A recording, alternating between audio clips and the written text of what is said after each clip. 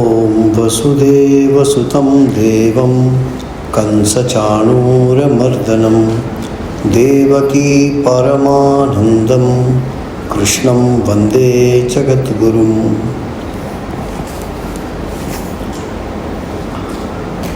Primarily, in any sphere of our life, of any aspect of our life, there is always an option of good and not good. Any aspect of our life, starting from simplest aspect of taking food. You always have an option of food which is beneficial to you, food that could harm to you. There is no food individually can be called harmful. It is up to your body which could cause harm to you.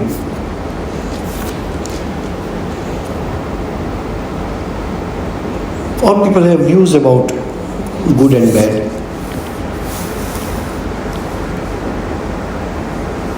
The path we follow, the attitude which we keep, the selection which we make, every aspect of our life. One thing what we receive, everything has positive and negative. Secondly, what we deliver, what we do in this world is also positive and negative. Sometimes people say that is the biggest issue in a sense in the modern society, a misinterpretation of the word freedom.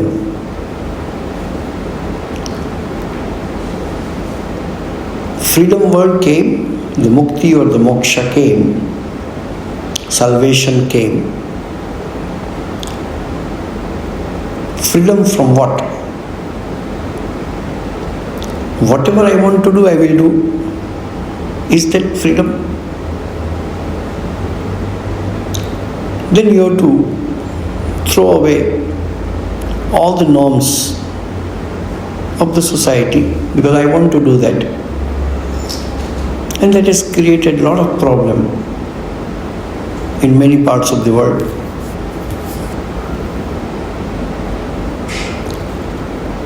A group or majority of the people may think that this is absolutely ridiculous. But in the name of freedom, they do it.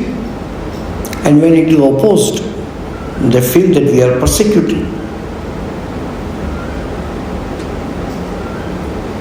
We do not go into the political way they look in many countries. But it is very extremely disgraceful as a human race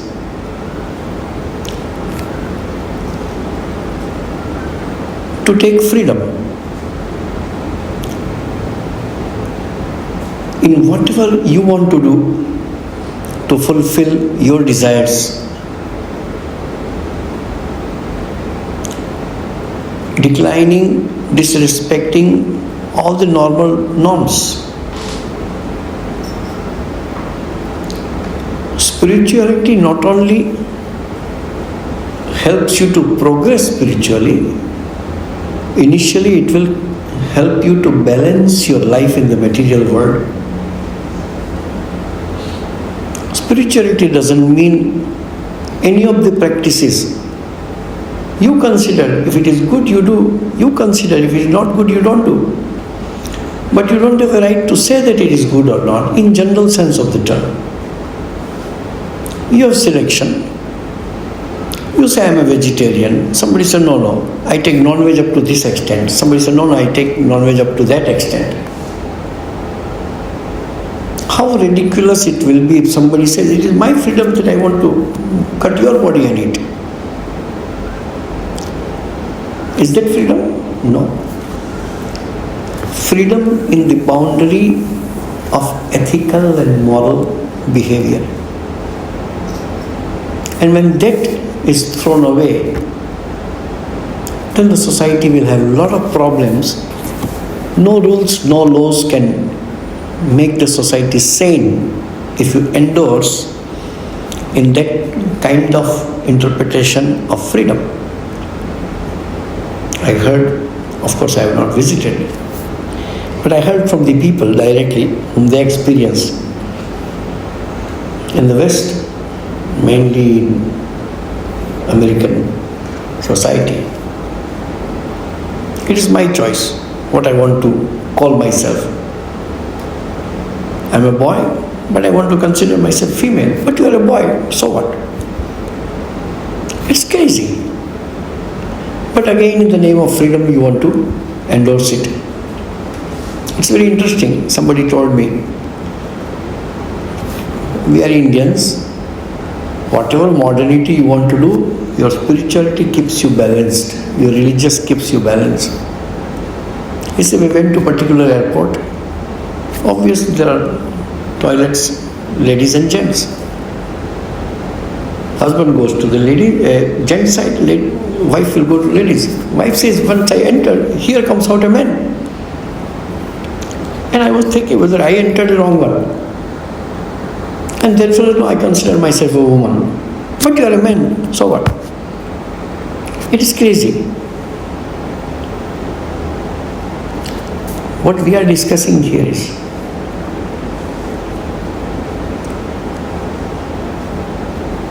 the best way to go beyond all the rules and all the laws, not to be feeling constrained, not to be feeling bound by the laws. If you want to be free, above the laws, above the rules, is to follow the law. If you follow the rules, you do not need to think about the laws exist or not, because you are following that. And naturally, you don't need to even remember.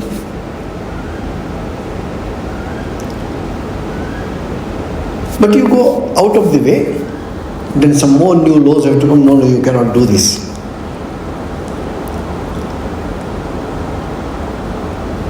Out of selfishness, we want to change everything around us to fulfill my own desire. And there lies all the conflicts in the society. This is Swami Vivekananda once told, unselfishness is God. Whatever definition of God you have, that's fine. If you are not religious, you do not go to temple, church, mosque, anywhere, but you are unselfish.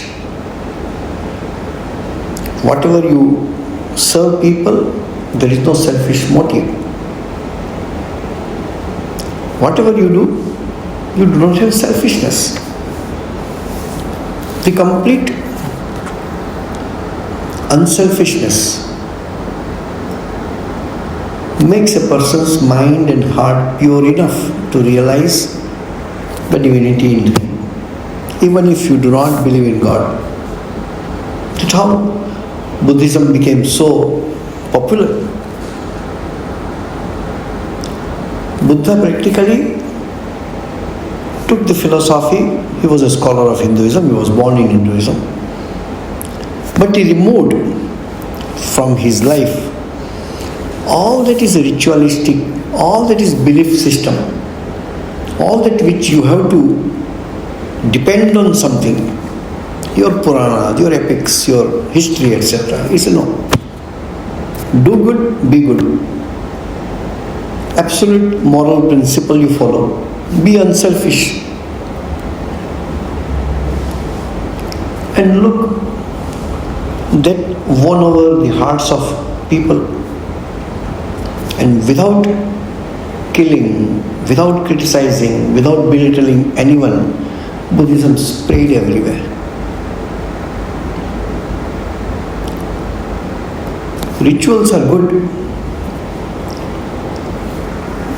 As soon as there is duality, as soon as there is ritualistic thing,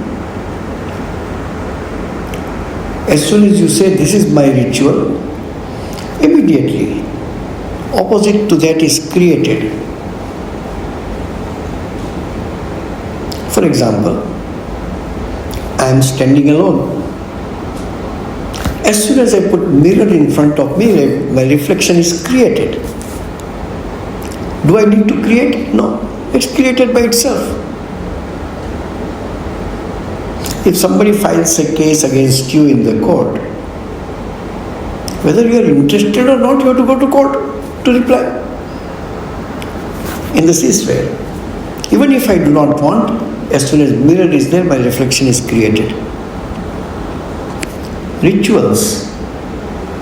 As soon as you create a ritual or create some norms in the ritual, immediately opposite to that is created. In question, why? Okay, take flowers in your right hand and offer. Why? Both the hands are created by God. Why you tell me the right hand only? I want to do by left hand. Not that left hand is right or it's not a question of that. A simple thing happens when you pass a norm. Immediately there is opposition to that. If you have a scientific reason, your norm will be acceptable.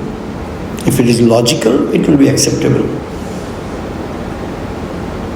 If it is according to the common sense of most of us, it is acceptable.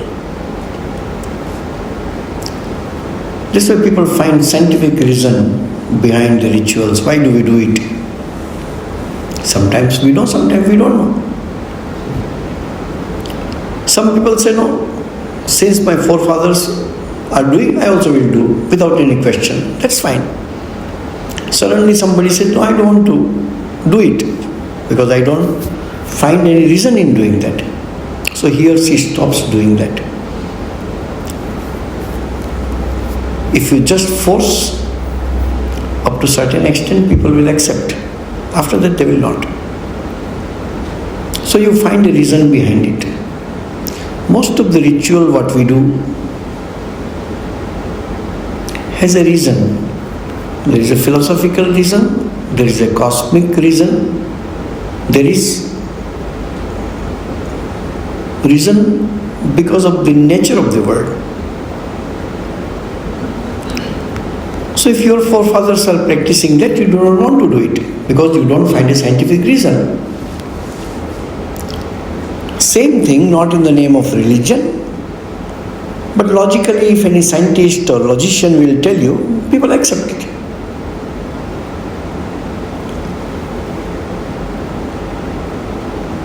What we were discussing was that there is always two forces work in the society, in the world. One is negative, one is positive. Negative is all that is degrading the society.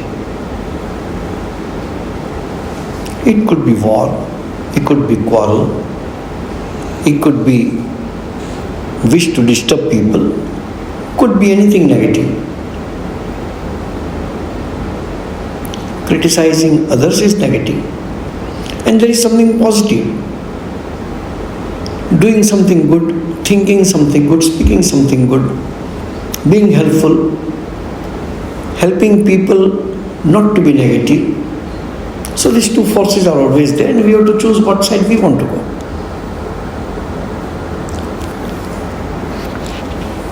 So when Krishna is telling to Arjuna, we read in details about the karma or the actions which we do. Now he says that you do karma fine, but there is whole background science behind it. The purpose of spiritual life, purpose of scriptures is to be free from karma. But till you are in the body, you cannot be free from karma. You must do it. Sharira yatra pichate na prasiddhyat akarmani. Even you can't survive bodily if you don't work. Even if you don't do anything, you say, I am retired, I don't do any work. You do not do work to earn money, but you do work. Nothing is there, okay, morning go for a walk, evening go for a walk. You cannot survive. You have to do work, physical work, mental work, to keep yourself fit. So, Krishna told to Arjuna that you see this karma yoga or the science of karma yoga or science of yoga itself. Karma yoga is one aspect of the yoga. What is yoga? That which connects you, the sign of plus is called yoga, join, yoke, Y-O-K-E. Karma yoga is compulsory, everybody has to do it irrespective of what you are and who you are. Then if you are emotional, you go for bhakti yoga. You believe in worship, you go for bhakti yoga. You are intellectual, you go for jnana yoga. But karma yoga is must. All of us have to do work. Now how to do work? What is the skill of doing work? Some people will say skill of doing work is do work and earn maximum out of it. It's called the skill. That's fine. That's from a worldly sense. From spiritual sense, even if you do worldly work, the skill in doing work is to do the work in such a way that I do not get attached to it. Detachment is the skill. Yoga karmasu kaushalam. The skill of doing work in a particular way is called yoga. What is that? Detachment. So that you are not bound by your karma. Because eventually the goal of all the religions is to be free. Free from ignorance, free from cycle of birth and death, free from all kind of bondages. Keeping that in mind, if you don't create new karma, then your created karma can be exhausted. If you keep on creating karma, there is no end of it. So, this science, very interesting. Think of 3005 years before, how beautifully the idea is conceived that whatever science you have, whatever science, you discover something, you invent something, you find something new in the nature, what you do? You do experiment, you explain your research to people, you document it. There are thousands and thousands of documented evidences of scientific research lying and rotting in the libraries.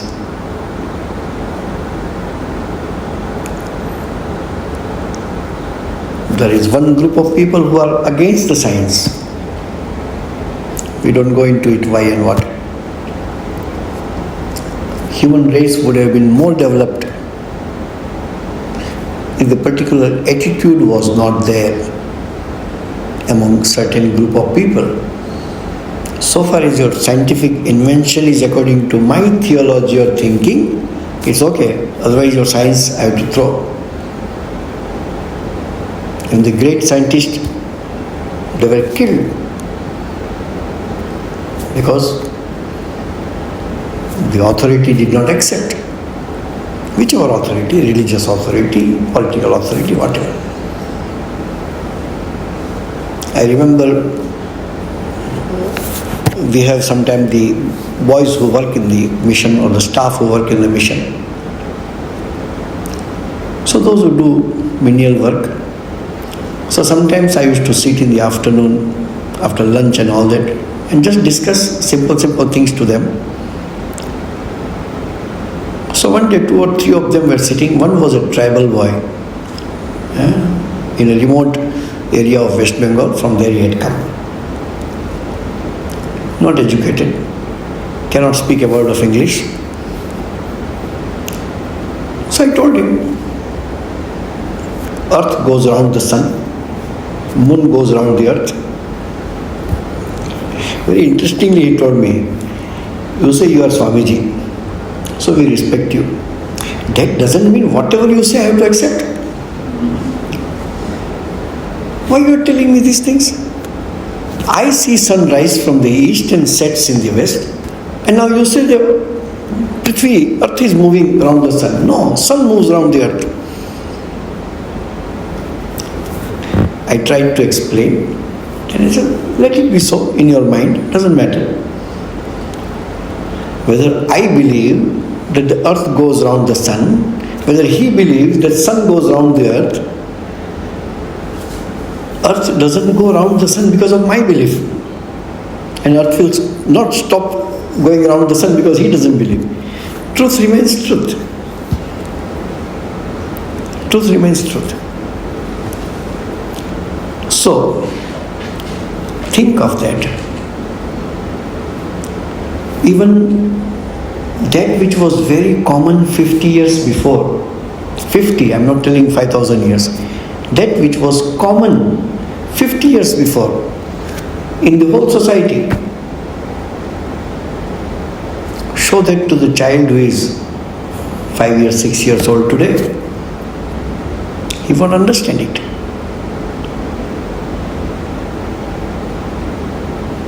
They tried,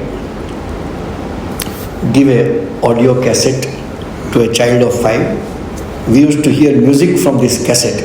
So he puts the audio cassette here and says, no, I can't hear. That means you are wrong.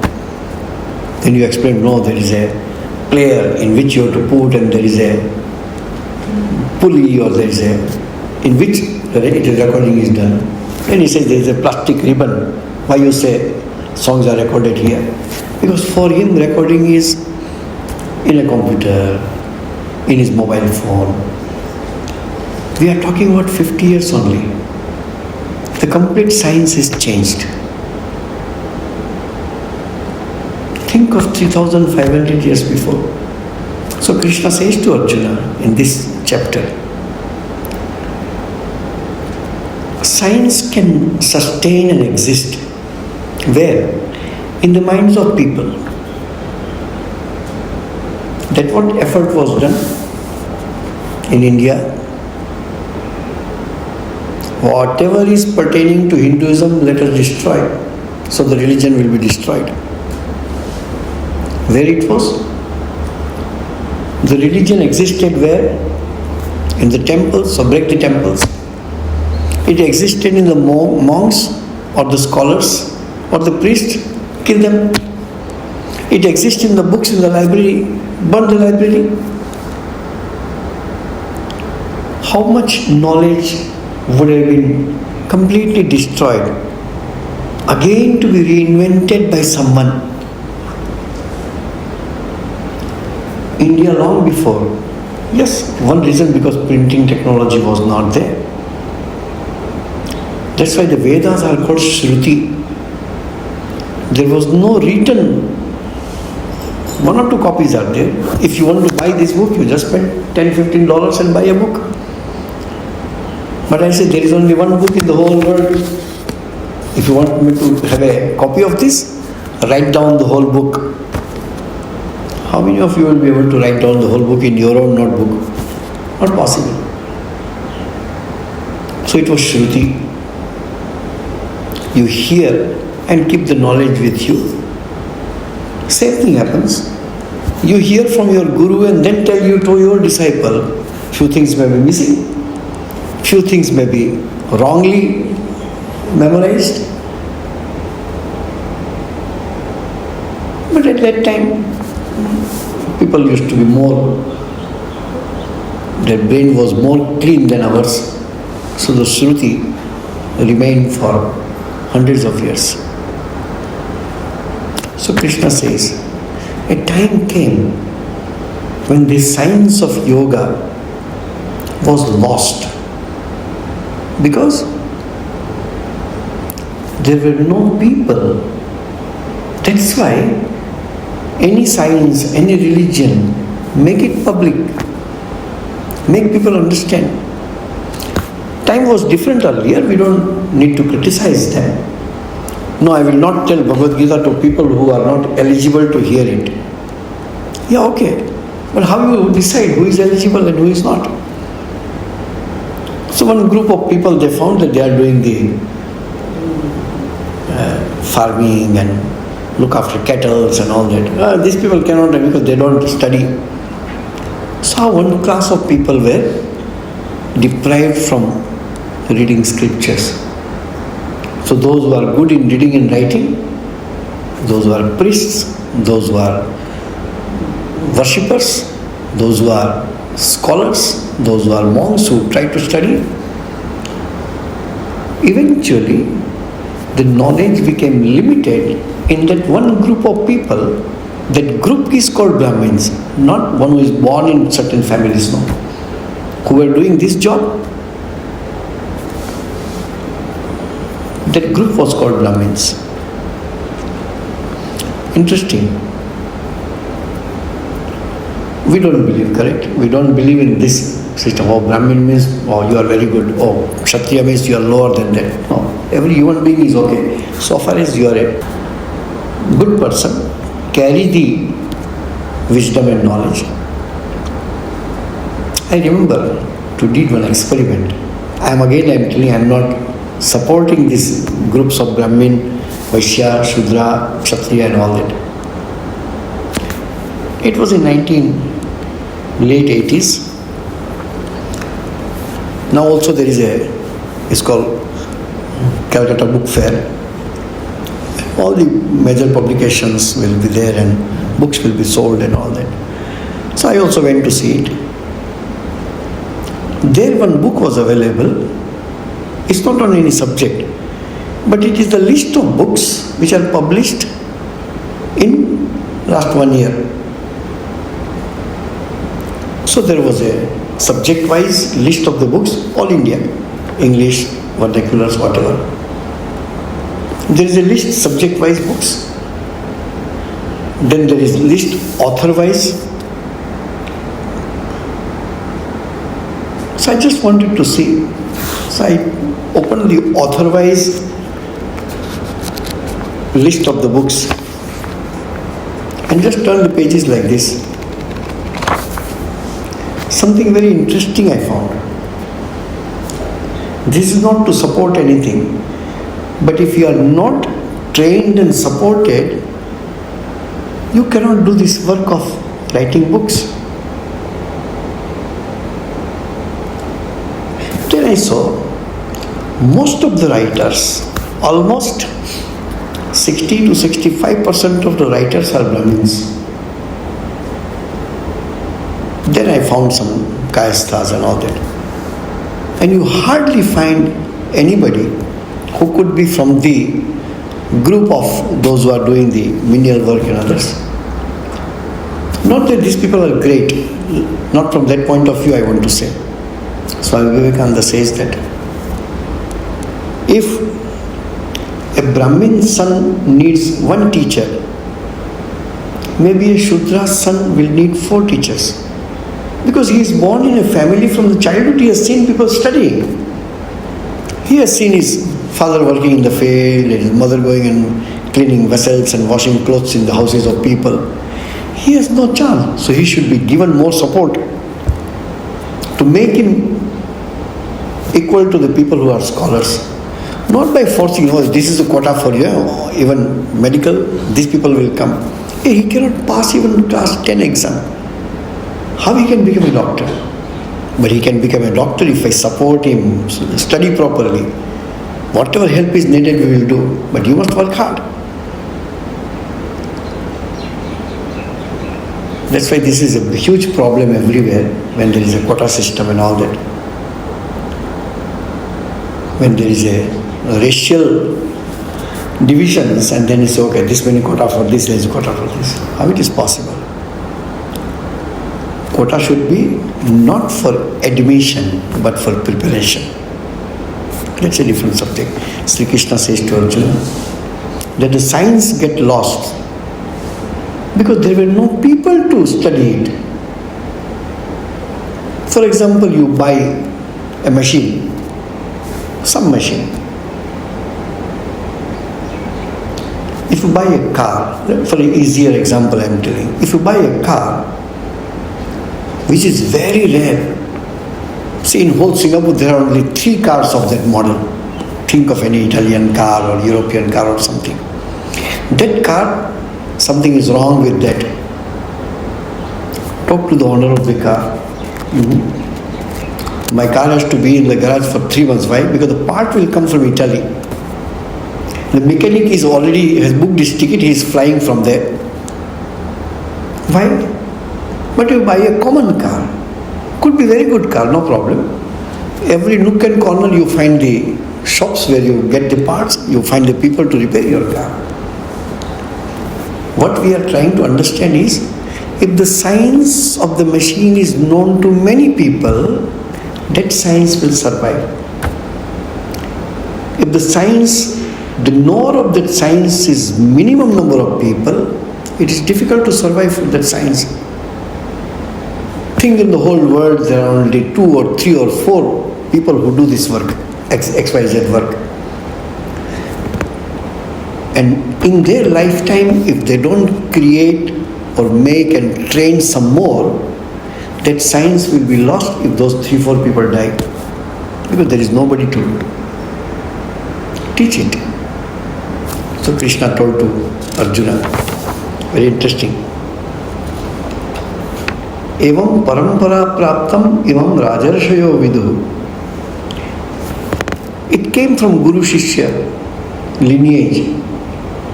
And this was known to the Rajarshi. Who is the Rajarshi? Raja and Rishi together. There was a time in Vedic period you will find all the Rishis are Brahmins. Come some part of the Vedas where this knowledge of Brahman lied with the Kshatriya kings. Who was Janaka? Yes, Yajnavalkya, all these were Brahmins, no problem. But the knowledge, who is the greatest of the Brahmagyanis? Who can decide? The Kshatriya king decide. Because all the Brahmin go and say, sir, what you say is correct. Swamiji says, then the time changed. Now we are in a time where it is something between Vaishya and Shudra. Oh, he is a Brahmin. What is his earning? No, he earns only $1,000 per month. Whatever knowledge he has, people don't care for him. And there is somebody who is very ordinary, but he is a very rich man. Oh, people immediately will respect him. Why? Society is ruled by those who have got money. There was a time where society was guided, ruled not from political point of view, was guided by the people who were wise, pure. Society changes, one who is more powerful, correct? Physically powerful. That's what happened in India 1,500 years before. Invaders came. They were also great people. Then how to fight physically? Not that many people to fight. Subjugated for centuries. Of course, everything changes. Swami Vivekananda once told, be mindful, this tradition which was in the hands of Brahmin, then come to Kshatriya, then come to Vaishyas, is going to be in hand of Shudras. Not Shudra as a class of people, but those people who apparently are neither knowledgeable nor they are rich, nor they are fighters. How then power can go to them? Give a simple example. At that time, 100 years before, Swami Vivekananda told, If the sweepers of Calcutta go on a strike, within 7 days, all you big people will be in the bed with the plague and all kind of diseases. Who gave power? You gave power to them. Without you, we cannot survive. Many houses of you people, you have a helper in your house. Think, suddenly your helper goes away. You do not know how to cook. You do not know how to make your children prepare to drive, send them to school, this, that. Who made that helper important? You made. So the society now starts where these people, look at every country now, all the illegal migrant descendant, many things are going on in this world.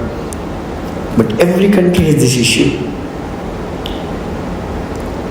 Workers, those who do work, if they come from the foreign country, it's a matter of time that they get the same wages in their own country and they stop coming. What will happen? You can't sustain. So the skill, even the helper cooks every day, you must know how to cook. Even your helper clean the house, you must know how to clean your house. So that he or she doesn't become unavoidable.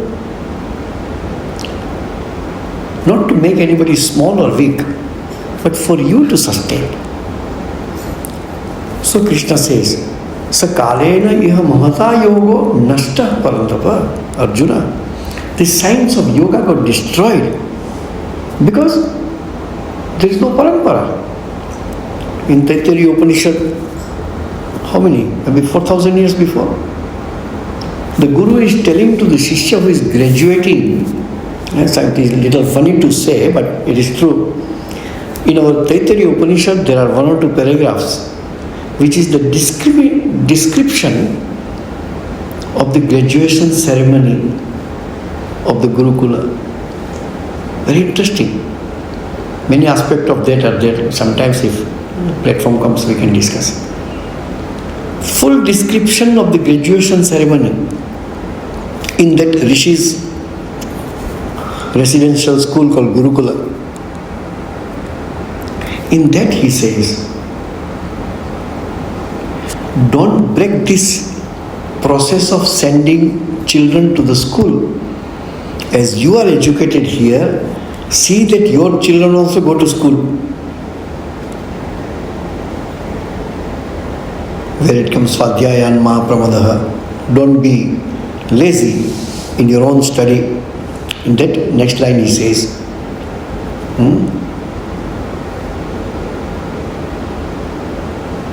Acharyaya priyam dhanamaritya prajatantum mam yavachyatsi. Don't break this lineage of bringing your child to the school. Whether it is boy or a girl, must study. So when the study stops, think the schools and colleges are dysfunctional. Within 15, 20, 30 years, the society gets destroyed because nobody is educated. That's why it is necessary to see that the schools and the teachers, the respect of teachers. Respect comes from where? Because you are important to me. This idea, when it is not followed or not understood, then they don't respect the teachers. When we were in primary, secondary school, walking on the road, suddenly saw my principal is coming. On the road itself, I touched his feet. Now you don't do. No, at least say namaste sir. That much. If teacher is not there, you will be nowhere. Now you say, if not you, somebody else teach. Whether he or she or somebody else, you need a teacher to teach you. If teacher is not there, none of us would be sitting here as what we are. Somebody has taught you everything what you know. So Krishna says, Sakalena, in time, what happened? Long lapse of time, this science of yoga is destroyed. So now I am telling to you again. See, Krishna told to Arjuna in Bhagavad Gita, we are reading last 3,000 years. Krishna would not have told, this book would not be there. And if Bhagavad Gita is not there, half the Hindus will not be Hindus. Because we don't have capacity of reading Vedas. Gita is the book which people can easily read. Then he says, this is the old yoga, ancient yoga. You are my devotee and friend. That's why I am teaching to you. Bhaktosi, you are devotee, sakha cheti. So very interesting part of this. Why Krishna told this to Arjuna? He could have called all the Pandavas together. No, all were good.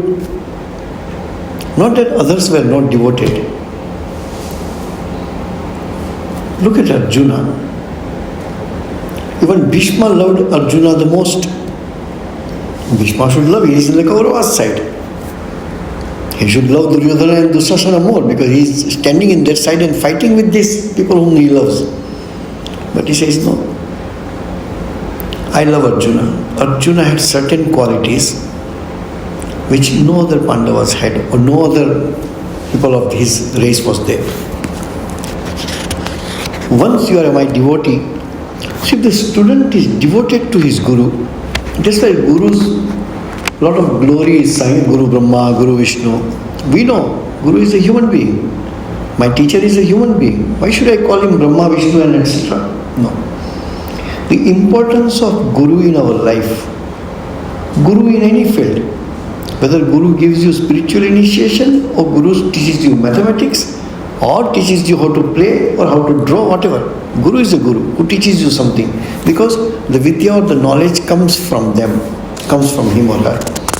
Secondly, he says, Sakha Chaiti. And you are my friend. Very interesting. Guru Shishya doesn't mean master and the slave relationship. No. So much love is there for Guru and Guru has so much love for the Shishya that almost like a friend. That's why he says this, I will tell you the science of yoga to you. Then he says one shloka, just to raise question in the mind of Arjuna. When he told, I taught it to Surya and then his son. So Arjuna asked a question, all okay, I am devoted to you, you are my friend. How can I accept that one who was thousands of years before you say you have taught him? How you can teach who is standing in front of me? How you can teach somebody 3000 years before? Logical, no? If I come and tell you, oh, in 1928 when this ashram was established, I visited. Don't say all these lies. How you can do that? So Arjuna asked a very logical question. You are born much later. The birth of Vivaswan was much earlier. How am I to understand that you instructed him in the beginning? Then Krishna says, okay, you know me as your friend. You know me as the son of Devaki and Vasudeva. You know me who played in Vrindavan and killed Kamsa and then I became the king of Dwarka and all that. Then he says, your vision is narrow. Why? Bahuni me vyatitani, you and me have passed several lives. Tani aham veda sarvani, I remember all of them. Natvam vetta parantapa. But you don't remember. That's why you consider me this. Now that aspect of Krishna who was born to Devaki, this logic doesn't apply to him, no? How a person who was born almost Arjuna's time, both were almost of the same age, Arjuna and Krishna both were of the same age. And he says, I remember all my births, you don't remember. Since we don't remember, we don't believe in past birth, reincarnation. Reincarnation is a good theory, but I don't know whether it exists or not. Logically, sometimes after reading, seeing, hearing something, logically you may say, yes, I believe. But people, most of the people of this world do not believe in reincarnation. Though our scripture says, all of you also in your one corner of your mind, always there is a doubt. Yeah, the scriptures say, Swamiji in his lectures every time he says something, but anyway, could be, but I don't believe. How that I was born earlier and that's why I am born now and I will be born again, etc. So, Krishna first time opens this science to him. We read this shloka and then explain next week. Ajopi sannavyayatma bhutanam ishvaropi san prakritim swamadhisthaya sambhavami atmayaya. Though I am birthless, undecaying by nature, and the Lord of all the beings, living beings, by subjugating my own prakriti, I take birth by means of my own maya. This is very interesting. We'll take, it is little discussion is required here, we will discuss it. Om Shanti Shanti Shanti Harihi Om Tat Sat Sri Ramakrishna Arpanamastu.